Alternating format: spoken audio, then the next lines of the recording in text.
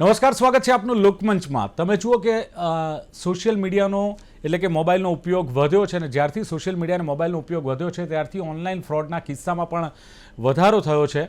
પરંતુ આ જ વધારા સામે વિવિધ આપણી એજન્સીઓ છે એ પણ એટલી જ સતર્ક છે, અને કોઈપણ પ્રકારની મોડસ ઓપરેન્ડીથી જો તમને ઓનલાઈન ઠગવામાં આવતા હોય અને જો તમે 1930 સાયબર ક્રાઇમ હેલ્પલાઇન પર તુરંત જાણ કરો છો તો એનું રિઝલ્ટ તરત જ આપણને મળતું હોય છે. એવા ઘણા બધા કિસ્સા બન્યા છે. વધુ એક કિસ્સો બન્યો છે અને સાયબર સેન્ટર ઓફ એક્સેલન્સની એક મોટી સફળતા આપણી સામે આવી છે. વસ્ત્રાલથી દેશભરમાં હાઈટેક ઠગવાની એક આખી જાળ બિછાવવામાં આવી હતી, અને ખાસ તો આયુર્વેદ દવા વેચવાના બહાને, એટલે કે સેક્સ્યુઅલ પાવર વધારવા માટે આયુર્વેદ દવા ઓનલાઈન વેચાતી હતી, અને એના આડમાં આ આખો એક કરોડો રૂપિયાની સાયબર ઠગાઈનો એક કિસ્સો સામે આવ્યો. અને સોશિયલ મીડિયા પ્લેટફોર્મ પર નકલી એકાઉન્ટ બનાવવામાં આવ્યા, અને નકલી એકાઉન્ટ બનાવીને સેક્સ પાવરની જે દવાની જાહેરાત છે એ જાહેરાત મૂકવામાં આવતી હતી, અને લોકોને આ જાહેરાત બાદ ફસાવવામાં આવતા હતા. કારણ કે જ્યારે વ્યક્તિ ઓર્ડર આપે અથવા તો ઓર્ડર રદ કરે છે, અને ઓર્ડર રદ કર્યા બાદ ક્યાંક ધમકી આપવામાં આવતી હતી, ક્યાંક ખંડણી ઉઘરાવવામાં આવતી હતી, અને આ રીતે બ્લેકમેલ કરવાનું એક આખું એક ષડયંત્ર ચાલતું હતું, એક મોડસ ઓપરેન્ડી ચાલતી હતી, અને આકર્ષક જાહેરાતો આપવામાં આવતી હતી જેથી લોકો એટ્રેક્ટ થાય, ને એક મોટું જ કાવતરું ઘડવામાં આવ્યું હતું.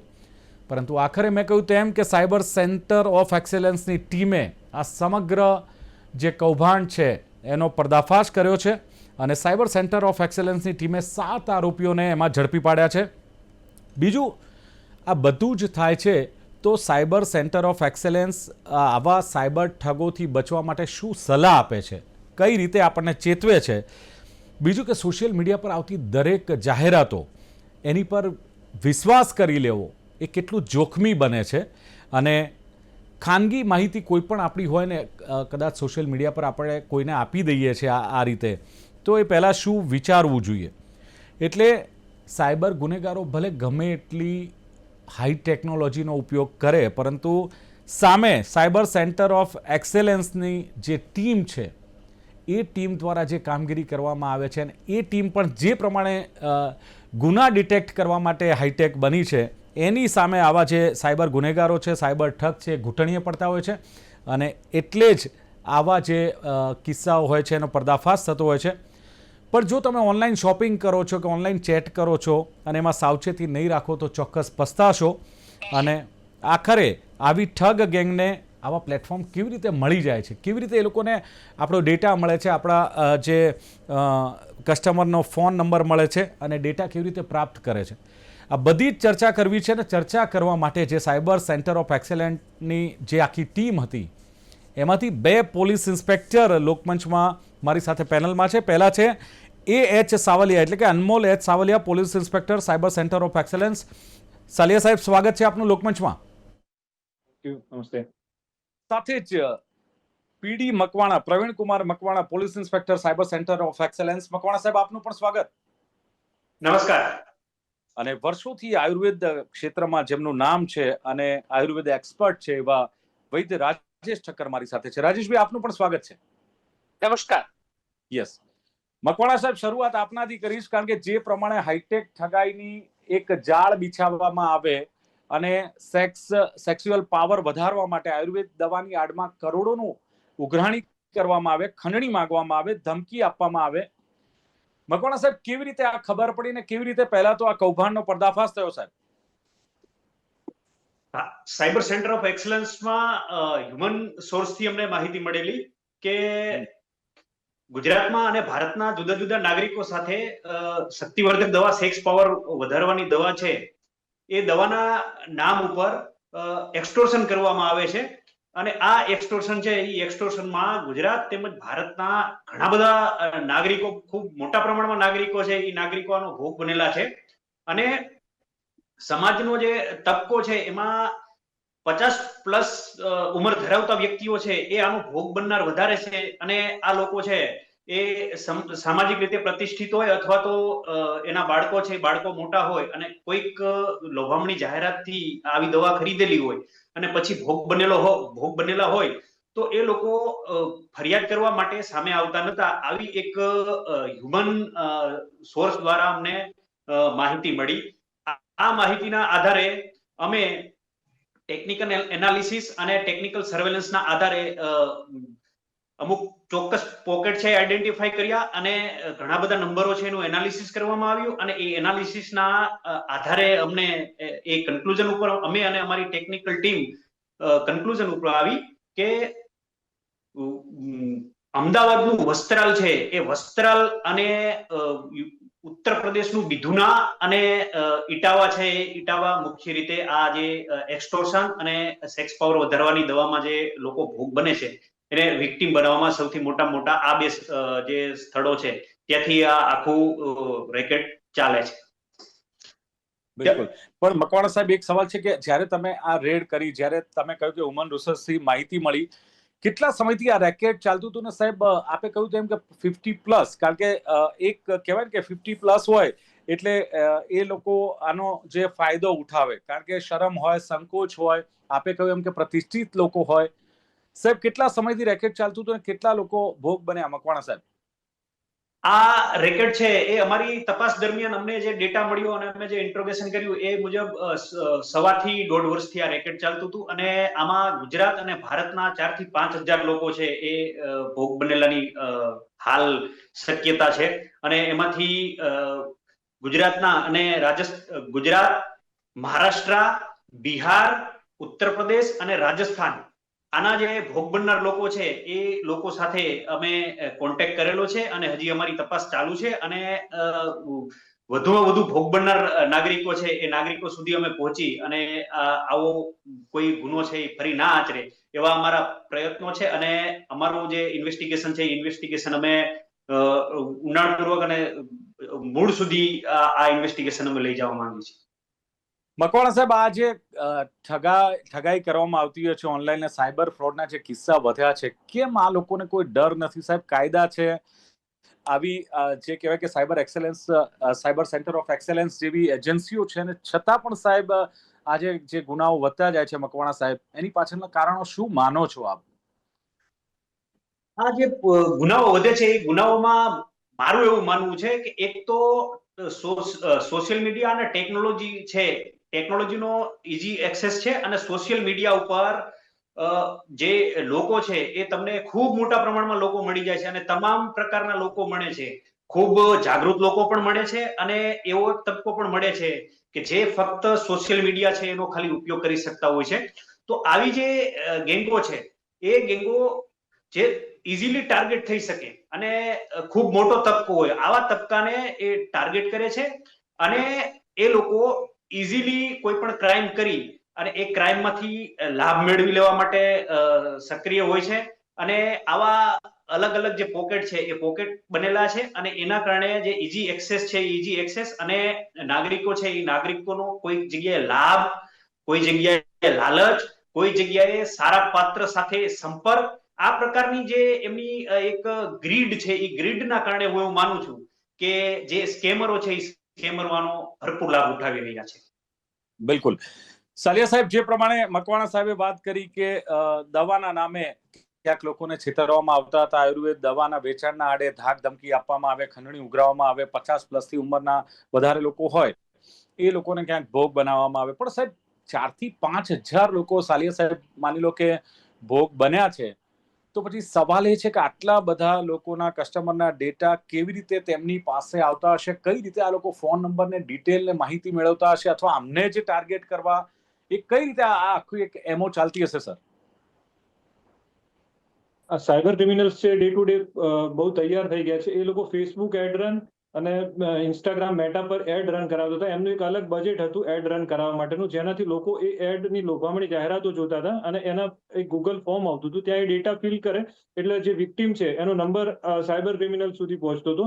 ત્યાંથી પછી એમની પાસે એક કોલરની ટીમ હતી જે વોટ્સઅપ પર ડોક્ટર તરીકે રિપ્રેઝેન્ટ કરે અથવા તો હેલ્થ કેર એજન્ટ તરીકે રિપ્રેઝેન્ટ કરી અને વિક્ટીમને પૂરેપૂરા દવાઓના લાભ માટે કન્વિન્સ કરી અને દવાઓ લેવા માટે તૈયાર કરતા.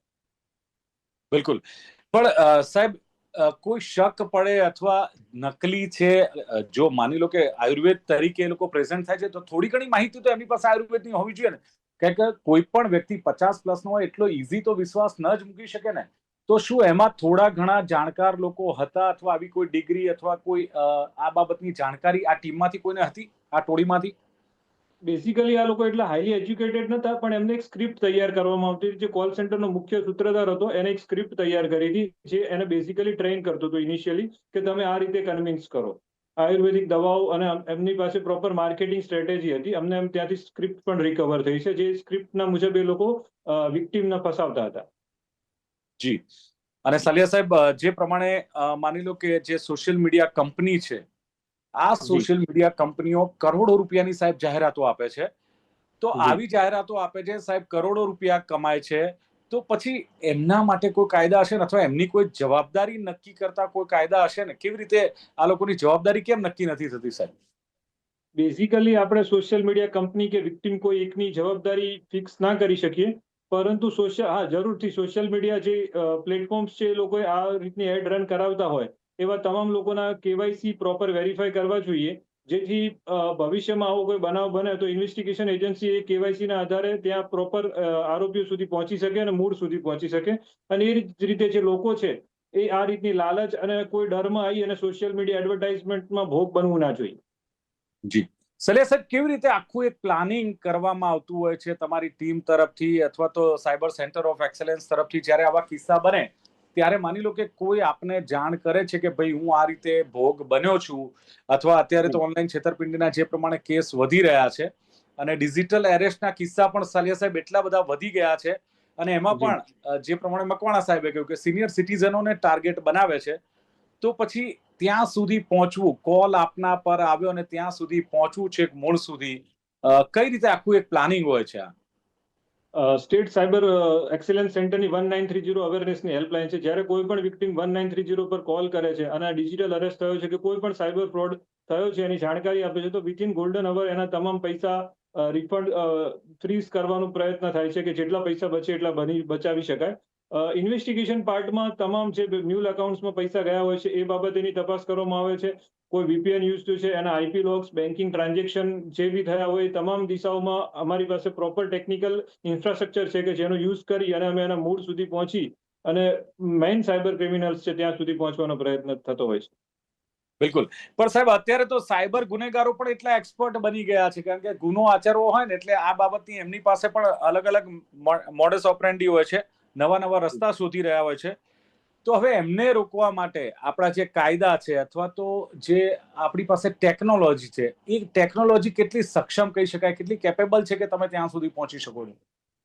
આપણી સાયબર સેન્ટર ઓફ એક્સેલન્સની પૂરેપૂરી ટીમ એકદમ સજ્જ છે. પ્રોપર એડવાન્સ ટૂલ છે અમારી પાસે, ડિજિટલ ફોરેન્સિક્સના investigation related, social media monitoring related, banking financial trail identify કરવા માટે, આઈપી લોગ્સને એનાલિસિસ કરવા માટે તમામ પ્રકારના ટૂલ્સ છે. અને તમામ નવી મોડસ ઓપરેન્ડીના જે ક્રાઇમ થઈ રહ્યા છે એ અમે સમયાંતરે ડિટેક્ટ કરી જ રહ્યા છીએ. બિલકુલ. રાજેશભાઈ, આપે આ બધી જ વાત સાંભળી, આખો કિસ્સો પણ આપે જોયો છે, સાંભળ્યો છે, એટલે રાજેશભાઈ, સવાલ એ થાય કે આયુર્વેદના નામે સેક્સ પાવર વધારવાની જે દવાઓ છે એની જાહેરાતો ઓનલાઈન જોવા મળે છે. બહુ આકર્ષક જાહેરાતો હોય છે, કે જેમ કહ્યું ને કે 50+ લોકો એમાં ખાસ એટ્રેક્ટ થતા હોય છે. હવે આ જે જાહેરાતો સાહેબ આવતી હોય છે, કેટલી સચોટ એટલે કે વૈજ્ઞાનિક ને કેટલી ભ્રામક હોય છે, શું કહેશો આપ? નમસ્કાર દિલીપભાઈ અને બંને મહેમાનોને, દર્શક મિત્રોને પણ નમસ્કાર. ખાસ હું કહેવા માંગુ છું, હું 30 વર્ષથી આયુર્વેદ ડોક્ટર તરીકે કાર્ય કરું છું. તો પહેલી વાત તો જે દર્શકો જોઈ રહ્યા છે એમને, કે તમે જ્યારે પણ આવી કોઈ પણ જાહેરાત જુઓ છો તો ડોક્ટરનું ક્વોલિફિકેશન ખાસ જુઓ. આયુર્વેદિક ડોક્ટર છે એવું કે છે તો એક BAMS નામની એક ક્વોલિફાઈડ ડિગ્રી છે. એ 12 સાયન્સ પાસ કર્યા પછી 5.5 વર્ષનો અભ્યાસ કર્યા પછી જેમ MBBS થવાય એવી રીતે BMS થવાય. તો આ ડિગ્રી હોય તો જ તમારે આગળ વધવું જોઈએ.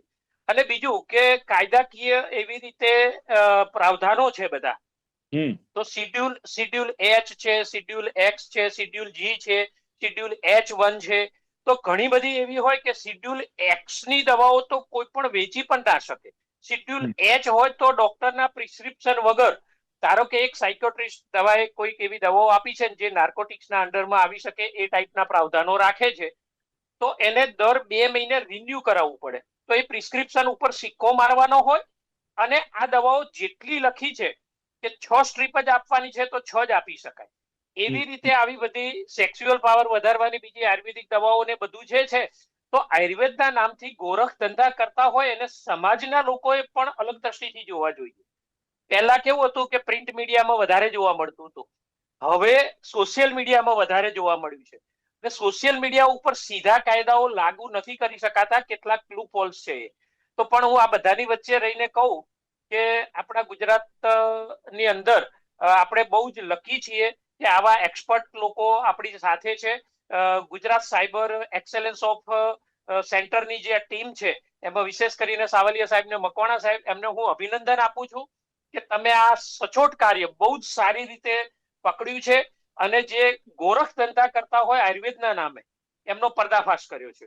ખરેખર એમને અભિનંદન છે. ચોર ને પોલીસ બંનેની વર્ષોથી સદીઓથી કદાચ આ ગેમ રમાતી આવી છે, પરંતુ કેવું થાય, ચોર બી એડવાન્સ થાય, પોલીસ બી એડવાન્સ થાય, પણ આપણે ગુજરાતના લોકો તરીકે આપણે એક આનંદ અનુભવવો જોઈએ કે આપણી સાથે એડવાન્સ હોય, વધારે એડવાન્સ હોય એવા પોલીસ અને ક્રાઇમ બ્રાન્ચના અધિકારીઓ છે કે જે આવી વસ્તુઓનો પર્દાફાશ કરી રહ્યા છે.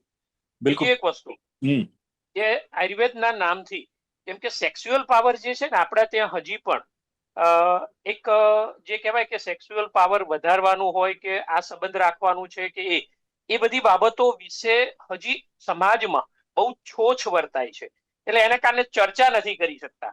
અને આમાં લૂપ હોલ કેવો થયો કે પહેલા આયુર્વેદ દવા વેચવાની, હવે એક કોલર નંબર 1 છે એ દવા વેચે છે, કોલર નંબર 2 છે એનો દુરુપયોગ કરીને એમની પાસેથી સ્કેમ કરે છે. એટલે એને કારણે શું થાય છે કે એને તો બધી ખબર છે, પેલા માણસને અંદર એવું થાય છે કે હું ફસાઈ ગયો છું, મેં કોઈ ખોટું કાર્ય કર્યું છે. તો પહેલી વાત તો એ કે ક્વોલિફાઈડ ડોક્ટર પાસે જઈને જો આવું કરવામાં આવે, એવી અવેરનેસ આવી જાય, તો લગભગ આવા ફ્રોડ કરનારા લોકો છે ને એનાથી સમાજમાંથી બચી શકાય છે. હું એવું માનું છું કે કાયદાનું જે છે ને, સોશિયલ મીડિયાની અંદર ઘણા બધા આવા ક્રાઇમ થાય છે, તો એક કાયદો એવો નવો આવવો જોઈએ, કેમ કે એઆઈ નો જમાનો આવી રહ્યો છે, હજી નવું કંઈ આવું બની શકે છે. તો એ દરમિયાન કેવું હોય કે એવો કાયદો હોવો જોઈએ કે જેમ બીજા કોઈ પણ રીતે ખોટી જાહેરાત પ્રિન્ટ મીડિયામાં કે બીજે આપી હોય તો બધા કાયદાઓ ઘણા લાગુ પડે છે, ઉત્પાદનને લગતા અને બધા વેચાણને લગતા. પરંતુ સોશિયલ મીડિયા છે ને એ કોણ ઓપરેટ કરી રહ્યું છે, કેવી રીતે છે, એના ઘણા પ્રશ્નો હોય છે. તો ત્યાં નવા કાયદાઓની જરૂર છે એવું મને લાગી રહ્યું છે. તો એ આપણે સરકારને પણ વિનંતી કરી શકીએ કે એ કાયદાઓને વધારે કડક કરી શકે. બિલકુલ બિલકુલ. એટલે મકવાણા સાહેબ, જ્યારે આ તપાસ કરતા હો છો ને જ્યારે આ તપાસ થતી હોય છે આવી ગેંગનો પર્દાફાશ કરવાનો, ત્યારે ઘણી બધી ચેલેન્જીસ આવતી હોય છે, પડકારો આવતા હોય છે. શું લાગે છે કે કયા પડકારો એવા તમારી ટીમ સમક્ષ આવે છે કે જેનો સામનો કરવો મુશ્કેલ હોય, અને છતાં પણ ભલે સફળતા મળતી હોય છે, પણ કયા કયા પડકારો આ દરમિયાન હોય છે મકવાણા સાહેબ? સર, પડકારો ઘણા બધા હોય છે. એમાં ખાસ કરીને જે ટેકનોલોજીને લગતા પડકારો છે, કેમ કે જેમ પોલીસ અને એન્ફોર્સમેન્ટ એજન્સીઓ એડવાન્સ થાય છે, એવી રીતે સ્કેમ કરવા વાળા લોકો પણ એડવાન્સ થતા જાય છે. કોઈ પણ આરોપીને પકડવાના હોય તો જે ગ્રાઉન્ડ ઉપર જે આરોપીઓ કામ કરતા હોય, જે સ્કેમરો કામ કરતા હોય, એની પાસે ટેકનોલોજીનું એટલું બધું નોલેજ હોતું નથી. પરંતુ જેમ જેમ અપ લેવલમાં જઈએ, ફર્સ્ટ સેકન્ડ થર્ડ જે ઉપરથી ઓપરેટ કરતા હોય, અને જેને એમ કહી શકાય કે માસ્ટર માઇન્ડ છે અથવા તો માસ્ટર માઇન્ડ ની નીચેનો એક લેવલ છે, તો આ લોકો ટેકનોલોજીથી ભલીભાંતિ વાકેફ હોય છે અને સાઉન્ડ હોય છે. જ્યારે આવા કેસો છે એનું ઇન્વેસ્ટિગેશન કરવાનું થાય, આવા કેસો છે એનું ડિટેક્શન કરવાનું થાય, ત્યારે ઘણા બધા પડકારો આવતા હોય છે. પરંતુ cyber centre of excellence cyber centre of excellence પાસે એડવાન્સ ટૂલ છે, એમની પાસે ટેકનોલોજી છે, અને સાથે સાથે સરળતાથી અમને જે પણ અમારે ટેકનિકલ સપોર્ટ જોતો હોય છે, સપોર્ટ અમને મળી જાય છે. એટલે અમારે જે અન્ય એજન્સીઓ છે એના કરતા થોડું જે ટેકનિકલ બાબતોમાં જ્યારે કોઈ આરોપીઓને પકડવાના હોય અથવા આવી ગેંગ છે એ ગેંગને આઈડેન્ટિફાઈ કરવાની હોય, તો અમારે ચેલેન્જીસ થોડા ઓછા રહે છે.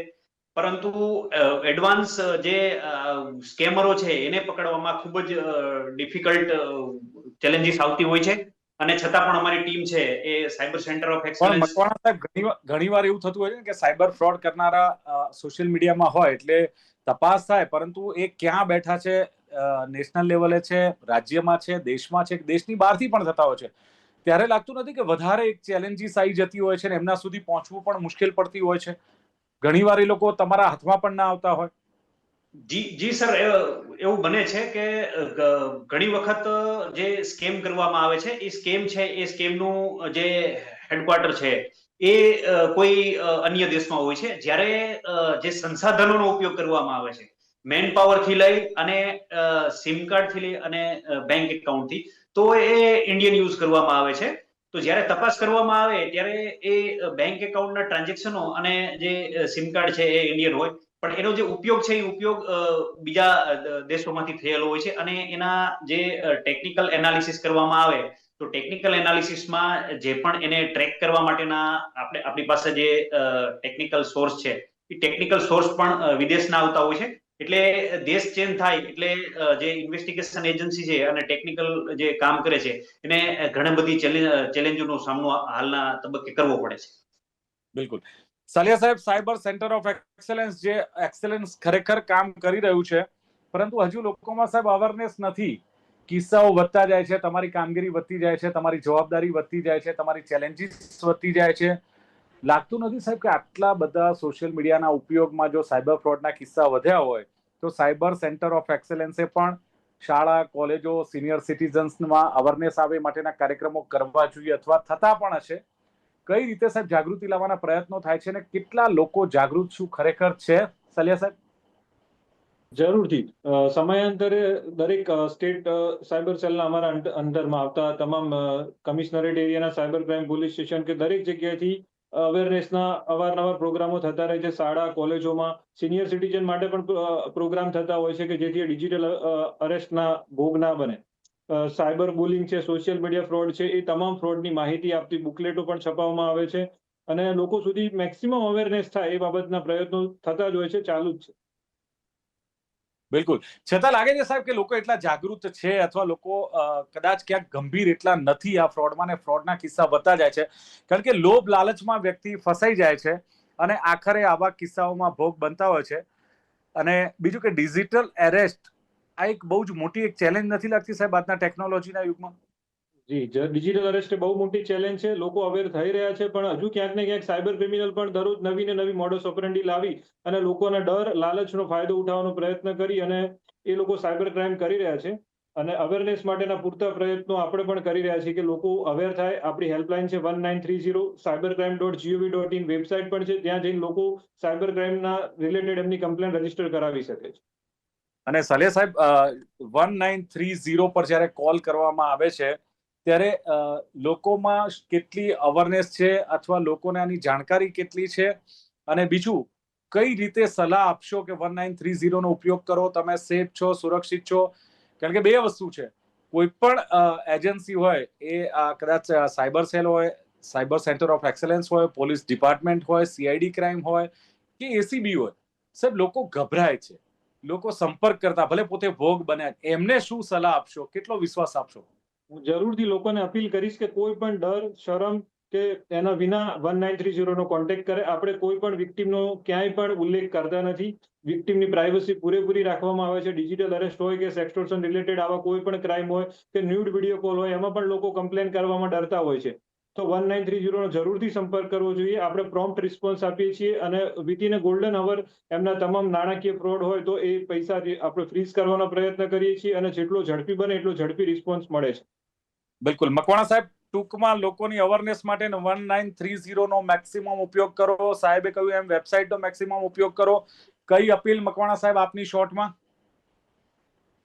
સર, હું ગુજરાતની જનતાને અપીલ કરવા માંગુ છું કે આજના આ ટેકનોલોજીના યુગમાં કોઈ પણ પ્રકારના પ્રલોભનમાં આવ્યા વગર, સસ્તાની કોઈ પણ પ્રકારની લોભ લાલચ રાખ્યા વગર, વિવેક બુદ્ધિથી સોશિયલ મીડિયાનો ઉપયોગ કરી અને કોઈ પણ તબક્કે કોઈ પણ જગ્યાએ તમને એવું લાગે કે આપણે સાયબર ક્રાઇમનો કદાચ ભોગ બની રહ્યા છીએ, તો અમારી જે 1930 છે એ 24/7 ચાલતી સર્વિસ છે. તમે એમાં કોઈ પણ પ્રકારના શરમ અને સંકોચ રાખ્યા વગર તમારી સાથે જે પણ સાયબર ક્રાઇમ થયેલો હોય અથવા તો તમને એવું લાગતું હોય, શંકા હોય કે આ સાયબર ક્રાઇમ છે, તો એ ચોક્કસ તમે સંપર્ક કરી અને કમ્પ્લેન નોંધાવી શકો છો. અને ખાસ કરીને સાયબર ક્રાઇમના કિસ્સાઓમાં કે જેમાં ફાઇનાન્શિયલ ફ્રોડ થાય છે, તો ફાઇનાન્શિયલ ફ્રોડમાં 1 કલાક છે, 1 કલાકને ગોલ્ડન અવર કહેવામાં આવે છે. 1 કલાકમાં જો તાત્કાલિક 1930 ઉપર કમ્પ્લેન નોંધાવવામાં આવે તો આવા કિસ્સામાં 50% થી લઈ અને 80% સુધી જે તમારા નાણાં છે એ ફ્રીઝ કરી અને તમને પરત અપાવી શકાય છે, અને તમારી જે સાથે થયેલો ફ્રોડ છે, બરાબર છે, એમાંથી નુકસાનમાંથી તમને બચાવી શકાય છે. બિલકુલ. રાજેશભાઈ, શું લાગે છે આવા કિસ્સાઓ અને આવી ખોટી જાહેરાતો, અને એમાં પણ ખાસ તો સેક્સ પાવર વધારવાની જાહેરાતો કે જેમાં લોકો વધારે ભ્રમિત થાય, સાહેબે કહ્યું એમ કે પ્રલોભનમાં આવવાનું નથી પણ આવી જતા હોય છે, તો એને લઈને આયુર્વેદની ફિલ્ડની જે વિશ્વસનીયતા છે, સાહેબ લાગતું નથી કે આ વિશ્વસનીયતા પર અથવા તમારા જેવા જે ક્વોલિફાઈડ ડોક્ટરો છે, વૈદ છે, એમની કેરિયર પર ને આ ફિલ્ડ પર એની સીધી અસર પડે છે? પડી શકે છે, પરંતુ દર્શક મિત્રોને ખાસ કહું છું, ગુજરાતની જનતાને પણ અપીલ કરું છું કે હવે આયુષ મિનિસ્ટ્રીનો એક નવો વિભાગ બન્યો છે ભારત સરકાર, અને દરેક રાજ્ય સરકારોમાં હોય છે. બીજું એક ખાસ દિલીપભાઈ કહેવા માંગુ છું કે ઈ ઔષધિ આ નામથી એક ભારત સરકારનું આયુષ મિનિસ્ટ્રીનું એક નવું પોર્ટલ શરૂ થયું. કોઈ પણ દવાની મંજૂરી લેવી હોય, તમારે એ દવાને ચેક કરવી હોય તો તમે આયુષ મિનિસ્ટ્રીના ઈ ઔષધિ નામના પોર્ટલ પર જઈ અને ચેક કરી શકો છો, વેલિડિટી તમે તપાસી શકો છો, જેથી કરીને આવા ફ્રોડમાં ફસાઈ શકાય નહીં. નંબર 2, પહેલી વાત તો એ કે ડોક્ટર રજિસ્ટર્ડ છે કે નહીં. તો આયુર્વેદનું રજિસ્ટ્રેશન છે તો GB1 કરીને એ શરૂ થતું હોય અને એનું રજિસ્ટ્રેશન નંબર હોય. ગુજરાત આયુર્વેદ કાઉન્સિલ છે, ગુજરાત સરકારના તાબા હેઠળ આવે છે, તો એમાં રજિસ્ટ્રેશન થયેલું હોવું જરૂરી છે. નંબર 2, લાયસન્સ લીધું હોય એ લાયસન્સ નો કંપની રજિસ્ટર્ડ હોવી જોઈએ. સમય ઓછો છે, મારો સવાલ એ છે કે રજિસ્ટ્રેશન થયેલું છે, રજિસ્ટર્ડ ડોક્ટર છે, તો જે રજિસ્ટર્ડ ડોક્ટર હોય શું ક્યારેય વોટ્સએપ કે ફેસબુક પર માત્ર ચેટના આધારે દવા લખી શકે, રિપ્લાય આપી શકે? ના, સામાન્ય રીતે આયુર્વેદની ઔષધિઓ છે પ્રકૃતિ ઉપર આધારિત હોય છે, એટલે જ્યાં સુધી કન્સલ્ટેશન થઈ, અને અમે જનરલી ઓનલાઈન પણ કરીએ છીએ કન્સલ્ટેશન, પરંતુ કાયદાનો ભંગ નથી, આપી શકો તમે ચેટનો જવાબ. ચેટનો જવાબ આપી શકાય, હા, પરંતુ વસ્તુ એ છે કે કન્સલ્ટેશન કરી અને એના જે પેશન્ટ તરીકે જે રજિસ્ટર્ડ થાય છે એનો રેકોર્ડ મેન્ટેન કરવાનો હોય. ચલો, ઓકે. એટલે જે પ્રમાણે મકવાણા સાહેબ ને આલિયા સાહેબે પણ જે પ્રમાણે કહ્યું છે કે 50 થી વધુ લોકોને ભોગ બનાવવામાં આવતા હતા, નકલી દવાના નામે ભોગ બનાવતા, 1.5 વર્ષથી રેકેટ ચાલતું હતું, 4 થી 5 હજાર લોકો જે એનો ભોગ બન્યા છે. પણ સોશિયલ મીડિયા અને ટેકનોલોજી ક્યાંક જવાબદાર છે. બંને અધિકારીઓ કહ્યું એમ કે આ ગેંગ ઇઝી ટાર્ગેટ કરતું હોય છે અને એવા લોકોને જ ફસાવે છે જે લોભ લાલચમાં આવતા હોય છે અને ટેકનોલોજીથી વાકેફ હોય છે. અને આવા જે સાયબર સેન્ટર ઓફ એક્સેલન્સ સામે પણ ઘણી બધી ચેલેન્જીસ હોય છે, પણ એમનું કહેવું છે કે અમારી પાસે પણ ટેકનોલોજી અને અમારું નોલેજ એટલું અપગ્રેડ છે કે અમારા હાથ એમના ગળા સુધી કે એમના સુધી કોલર સુધી પહોંચી જ જાય છે, ને આવા જે કૌભાંડો હોય છે અથવા આવા જે કાવતરા હોય છે એનો પર્દાફાશ કરતા હોય છે. અને ખાસ દરેક દિશામાં દરેક પ્રકારના ટેકનોલોજી ટૂલ્સ અને ઇન્વેસ્ટિગેશન માટે આ જે સાયબર સેન્ટર ઓફ એક્સેલન્સ છે એના અધિકારીઓ વાપરતા હોય છે, અને એને જ લઈને આ સફળતા મળતી હોય છે. 1930 પર બંને અધિકારીઓનું કહેવું છે કે તમે કોન્ટેક્ટ કરો, ડરો નહીં, સંપર્ક કરો અને પ્રોબ્લેમ રાખ્યા વગર વિવેક બુદ્ધિથી સોશિયલ મીડિયાનો ઉપયોગ કરો. 1930 24/7 ચાલુ છે. પણ એક વસ્તુ બહુ જ અગત્યની, બંને સાહેબોએ કહ્યું એમ, 1 કલાક એટલે ગોલ્ડન અવર. જો તમારી પાસે આવી કોઈ છેતરપિંડી થઈ છે, સાયબર ફ્રોડ થયો છે, વિધિન 1 અવર જો તમે કોન્ટેક્ટ કરો છો 1930નો, બહુ જ ઇઝી થઈ જાય છે એનું ઇન્વેસ્ટિગેશન કરવાનું અને જે ગુનેગાર છે એની સુધી પહોંચવાનું માટે, અને પ્રાઇવસી રાખવામાં આવે છે. આવો વિશ્વાસ પણ આપવામાં આવ્યો. અને ખાસ જે પ્રમાણે કહ્યું તે પ્રમાણે કે ઘણી બધી અવેરનેસ માટેનું આ કાર્યો પણ સાયબર સેન્ટર ઓફ એક્સેલન્સ કરે છે, અને આવનારા દિવસોમાં પણ હજુ પણ કેટલીક અવેરનેસની જરૂર છે, એ પણ બંને અધિકારીઓ સ્વીકાર્યું. રાજેશભાઈએ કહ્યું એમ કે તમે કાયદો હોવો જોઈએ, હજુ પણ સોશિયલ મીડિયા માટે નવા કાયદાની રાજેશ ઠક્કરે કહ્યું કે જરૂરિયાત છે. આયુષ મિનિસ્ટ્રી પર તમે તમારી દવા ચેક કરી શકો છો. આ બધી જ વાત કરી. એમણે ટીમને પણ અભિનંદન આપ્યા અને ક્વોલિફાઈડ ડૉક્ટર પાસે જ તમે જો જશો તો આવા ફ્રોડથી બચી શકશો, અન્યથા આવા ફ્રોડ બનતા રહેશે અને તમે ભોગ બનતા રહેશો. ફરી એકવાર સાયબર સેન્ટર ઓફ એક્સેલન્સની ટીમને આપણે ખૂબ ખૂબ અભિનંદન આપીએ છીએ. અને આવી એજન્સીઓ અને આવી ટીમો જ્યાં સુધી ગુજરાત અને ભારતમાં છે ત્યાં સુધી શાંતિથી ને ચેનથી આપણે સૂઈ શકીએ. પણ ક્યારે? જ્યારે રાઈટ ટાઈમે રાઈટ સમયે તમે એમનો સંપર્ક કરો અને આ ગુનાની જાણ કરો ત્યારે. તો ચર્ચાનું સમાપન કરીએ છીએ અને ચર્ચામાં ભાગ લેવા બદલ AH સાલિયા, પીડી મકવાણા અને વૈદ્ય રાજેશ ઠક્કર ત્રણે ઉપસ્થિત રહ્યા. ખૂબ ખૂબ આભાર. Thank you sir. Thank you so much. તો દર્શક મિત્રો, લોકમંચ કાર્યક્રમમાં આ હતી ચર્ચા. સાયબર સેન્ટર ઓફ એક્સેલન્સને જે મોટી સફળતા મળી છે એની પાછળના પડકારો, કઈ રીતે સફળતા મેળવી અને લોકો માટે કયા પ્રકારની કામગીરી કરે છે. ફરી મળીશું. જોતા રહો લોકમંચ. નમસ્કાર.